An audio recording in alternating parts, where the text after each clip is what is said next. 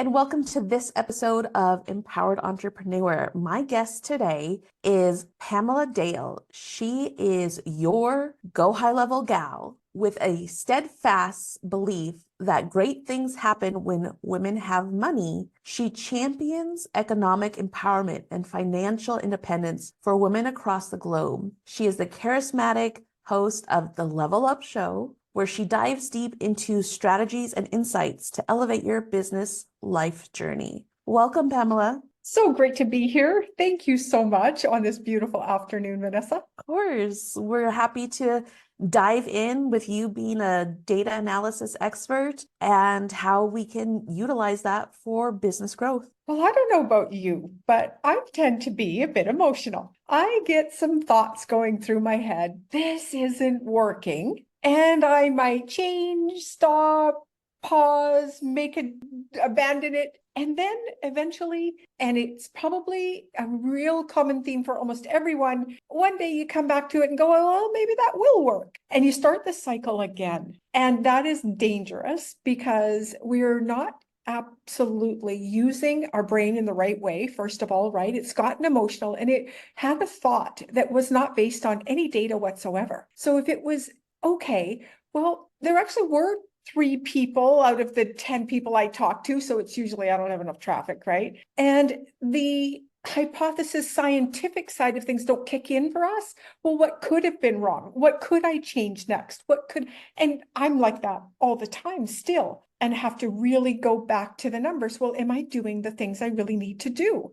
And I'm not. So of course, some things just are not working. But if I don't have the data, meaning I've got 10 apps and I've got people coming from all over the place, I'm not tracking any of it. It's very challenging for me to know how many people filled out that form in that software to book the appointment in that software, who went over into this software to buy the product or whatever it is. I'm missing the data in the hops. Never mind that you not using any data, but I'm missing the data. So it's twofold. Right? Mm-hmm. Yeah, it's very, very important to even see what funnel a client went through and see if it's the funnel or it was just a one-off. Right. So funnels are really powerful. I'll never forget the day that I learned the difference between a website and a funnel. And a website is like hitting a brick wall and it's like, boom, I'm going to find your Instagram link and off I go. And I don't pay attention to anything else. So I've hit the wall and I abandoned. You didn't know I was there. You didn't get any data from me. And then a funnel is different though. You actually will see that I landed there and you'll be able to see, did I convert? Did I go to the next page or did I abandon? And that's the information that we need. So if I have a 25% conversion rate on an opt-in, okay, I'm doing well. Then the next number is, did I have the follow-up to get the sale, whatever the next offer is, right? But if I've only got a 15% opt-in, the first thing I need to do then is confirm the traffic is right for the offer, or change, and then start changing the copy. And you start with the headline and you wait, drive another 1,000 people to the page. A lot of times I don't have enough traffic to make an educated decision. So we're making decisions based on 100 people and they were my friends from my Facebook that are never going to buy, right? So then we think, oh, it didn't work. Well, it might if we get it in front of the right people. Yes. And that is such an important part because you don't want to throw spaghetti at the wall. And you don't want to throw spaghetti at people who are gluten intolerant. Yes, that is Do you bad. know what I'm saying? Like your family is gluten intolerant to your offers and your high school friends, right? Yes, yes. So what can someone do to really refine how to create the data? So the first thing you have to do is determine how you want to run your business. And right out of the gate, what I find is a lot of people don't really believe the business is going to make any money. So they start putting together free software or my pen and paper, or I don't need that yet. That'll be next year when I'm starting to make money, versus getting the right tools out of the gate. You don't want the person that's coming to build your house. It happens to be the first time he's built his house and he's bringing his tools from his toolkit that he had in like woodshop class, right? He needs the right tools to be sure that he can do the job. And you're the same. You need to have really great tools. You need your forever home for your business right out of the gate. And it's $97 a month for a high level account. Like you cannot go wrong. And some people will say, well, I can't spend that. That's too much. And I'm thought, Well, in $1 million business, is it really? So it's a money mindset issue right out of the gate, right? Make sure that you've got enough. I know somebody that has said that to me, absolutely has a $97 pair of shoes sitting in the closet and probably one a month for 12 months that'll run this software. Can I get an amen? Right? Like we're just don't believe the business is actually going to make money. That's the first thing we need to tackle. We've got to deal with the belief. Then we need to get our forever home right out of the gate versus a starter home. It works when you're in real estate and you're starting and you don't have your children yet, but then you're going to grow and have children. You know what it's like to move a house. Imagine moving a business. But in the meantime, that house is going to keep you too small, or it's going to have you doing work manually or missing data. So you're working harder because the house doesn't fit. A house in your, like rooms in your home that don't fit, piling things up in the corner, you can still live, but you get the idea. It's not as great of a life. But imagine in a business when you have data strewn everywhere or no data at all, and you're manually doing everything and you're over capacity when a tool could be doing it for you. And that tool, that data stays in that one tool and you don't lose the history. Every time you move, you lose history, you lose time, you lose contacts, and you lose. I've got a team that is so tired, not now, but has been so tired of testing every project management tool out there. How many of us do that? Well, let's try this software. Let's try this software. Think of the costs of that and how much data was left behind in each one for your business. It's devastating when you really run the numbers because we're not valuing what? Our time. We don't make a connection between everything that we're doing or have done that we just sit at 7 o'clock on a Friday doing. We don't calculate the cost. We calculate it based on numbers. And that's coming from our corporate days where what did you do when you got a corporate job? What's my salary? Oh, 70,000 a year. Just a minute. 70,000 a year. What are we going to do immediately? Divided by the amount of hours that we work. Amount of hours. Yes or yes. We're taught hourly. And the number one killer we have in our business is the hourly. We need to look at value. Where is the best use of my time? Where's the best use of my clients, my staff's time? What's the value I'm putting in the world versus how many hours am I working for you? It's a value exchange. And if you don't think you're valuable, we got to stop the bus and get off for a second and have a picnic. Like we got to have a chit chat, right? We've really got to sit down and talk about this. If you really believed you had $1 million business, would you not spend the money you need on the software right out of the gate? You would. But if you don't value it, you won't. And then you don't value your time because you can't. It gets out of control real quick. Oh yeah, definitely. Because I am a system strategist and I feel that if you set up your business to scale as you grow, you're not having to recreate the wheel. I was talking with a friend who's a very big techie person who helps businesses scale. And of course, we're always back and forth with talking about what it is we do. We do a lot of that together. And I went to her the other day and I said, do you know what no one talks about with regards to scaling? It's the investment of time, energy, and money to scale. If we don't, and this is where I'm raising my hand, I didn't have the systems in place to, when I brought on team, that it's costing me tremendously right now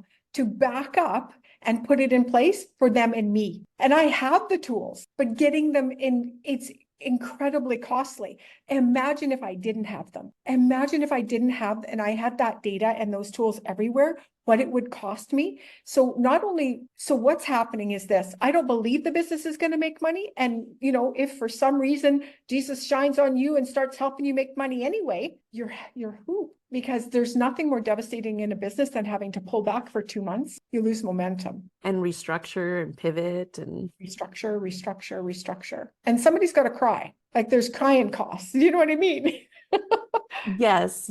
So that actually brings us up to the question that we have for today. What is the one thing you wish you did sooner? I'm notorious for quitting. I have a pattern.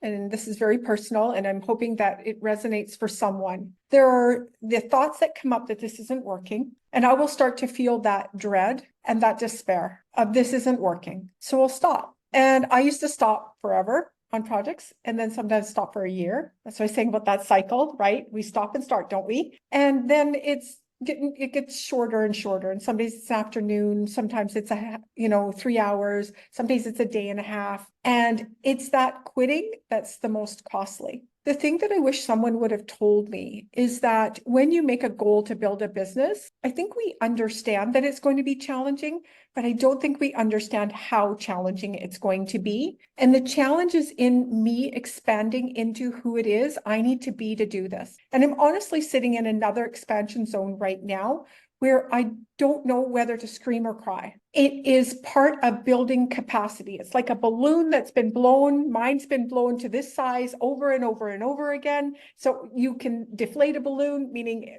December 31st, start January, make the same amount of money you made last year. That balloon has that capacity, right?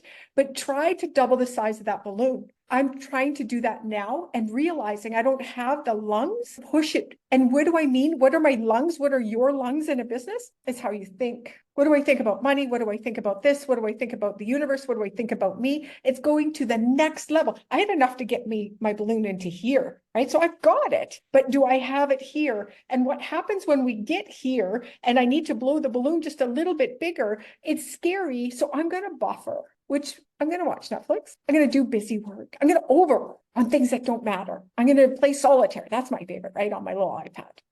So if I'm able to sit in the feelings of, oh my God, I said to my husband, I said, I feel like I'm failing in every area of my life. I've been here before. I know I'll get past it. I know that's part of the feelings. What is it that I can do to put all this in place? But don't quit this time. Oh, I'm going to cry. Don't quit this time, Pamela. Don't quit on yourself. And the reason that I'm doing that is I have a compelling reason out front. And that is the mission that you talked about. Not only is it the mission for myself and my business, but I want to be able to look at you and the woman across the street and go, hey, you need to be first safe and secure. And I need you and me to participate in life to the capacity that we're here to live it. And we need money to do that. And you need to be able to enjoy your life and do the things that only money will bring you. Yeah, sure. We can talk about money's not important, but you and I won't get along. So that's the reason for the capacity has to expand. And most of the time I watch women day after day, moment after moment quit. And it looks like I'm really tired. It's too much. Can't do this today. Or I've been helping all these people over here, so I got nothing left for my business. I'm really overworked. It looks like so much, but if we just knew it's fear, we'd be okay. I'm wise enough to know that that's what's happening, but the feelings overtake. It's challenging. So I wish I would have said to myself sooner, it's going to be okay. You can do this. That is a beautiful segue to the next question that we received. How important is mindset in the entrepreneurial game? For me, it's everything, because I think your audience and my audience, we're already smart. We already have it. We have integrity through we have it, or we wouldn't be concerned about whether or not we can deliver what it is we sell, right? We don't have to worry about those things. We don't have to worry about our resourcefulness or our ability to do what it is we're doing. It's all about how do we think about ourselves? What do we think about money? And what do we think about the world? And if we can really, my coach says to me immediately, right out of the gate, let's get this one off the plate. And that is, you are worthy simply because you are here. And that's a tough one for all of us at different levels. What worthiness level do I have? Okay, first it starts with not being hopeless. Then it's the next level, next level, next level. And the mindset money issues are so sneaky. Mine come in the other day with, we're not extravagant. I don't need a lot of money. I'm not extravagant. Well, where did that come from? And who says? What's extravagant? The homeless guy thinks I'm extravagant because I have an iPad. Do you know what I'm saying? But where's the line? What if I made the line for myself? What is it that I want? And give myself that. So for me, it's always, always, always my thoughts, because my thoughts are going to bring about the feelings. The feelings are going to bring the action or inaction, and then I get the result. And that ties right back into the data, the result. Absolutely. It's so intertwined, isn't it? Because it's an interesting way that you just said that, Vanessa, in that there's data for me too, data for you, data in the world. I think everything's math. And it's so true. If I looked at the results, 90% of the time, I am at the best self-fulfilling prophecy on the planet. I think that's what's happening. Let's make that happen. By feeling shitty, not taking action, I get the result that the business doesn't work. Interesting, isn't it? Yes. I, on the other hand, have identified myself as a business muse And if someone can vaguely think about it or create the idea, I can make it a reality. And that's what I love doing. It's like anything is possible. Whatever you Yes. want can be done. Yes, live in possibility versus what is in the past. My brain goes to wanting to make $1 million this year. And immediately it's like, I don't know how to make $1 million. Well, of course you don't. You haven't done it. Like somehow I'm supposed to think I know how, but I don't know how. And that's the beauty of it. If I can just stay on the path, well, how can I make $1 million today? I don't know. Let's go see. But my brain will tell me I don't know. Well, I think that's when the data needs to be applied of like, let's break it down. What is needed to get to that point? Right. What do I need to do in order to get step B? Right. And like you're saying about the data is go try something. If it doesn't work, do something different, tweak it, go again. And it's the data. I'm going to get feedback. I'm going to get feedback in the world. And it can come in money. It can come in all sorts of ways, but I'm going to get feedback. So if I don't look at the feedback as a failure, which the F word, right? I wished we didn't have that to worry about. That's any business owner you talk to, you fail constantly, right? But it's not spoken enough about. So that looks like I went the wrong way versus I just maybe not. Let's try something else. It doesn't mean stop. Right. And it could just be you gaining a skill that you can use later on. Yeah, because I don't have the skill to make $1 million, or I would have done it already. If somebody's starting and they haven't made, if you've made 70,000 in your job, you'll be able to make 70,000 in your business. Because like I said, the balloon is already there. And then try getting to 100. You might be able to double down and work yourself to double. But then after that, you can't. You'll never get past the line of whatever that number is until you change who you are so that you'll change what you do. That was a beautiful saying. I That was sounds like going a to reel. ask, pardon? It sounds like a reel. Yeah. I was going to ask you if you have any final thoughts for the listeners, but that was pretty amazing. Profound. Yeah. It's really tell yourself the truth about what you really want. I think a lot of women want a lot more money than they'll ever whisper to anyone else because we don't argue for each other to do that. We argue for our limitations. We argue for women shouldn't have money. You'll see it all the time. You see a woman with money. Just look at your own thoughts about what you think about her. And you're just arguing it for yourself. So start in your own heart and soul and just tell the truth. And sometimes that can be really hard because if we don't have the answer to how to get that for ourselves, that's hopelessness at the biggest level. That's why you talk to people and they'll go, that's not for me. And it's simply just because they don't know how, right? They don't believe that they can do it themselves. So it's not okay for you either, right? Because if it was, then it would have to be okay for me. And I don't know how to do that. So that's not safe for my brain to go. Right? You can't walk down that street. But in your own heart and soul, if you see someone who looks like you that is out making money and doing this, it's possible for you too. Awesome. Thank you so much, Pamela. Thank you for having me. What a great conversation. Yes. And to get a hold of Pamela, all her contact information will be in the show notes. Yes, come by and visit.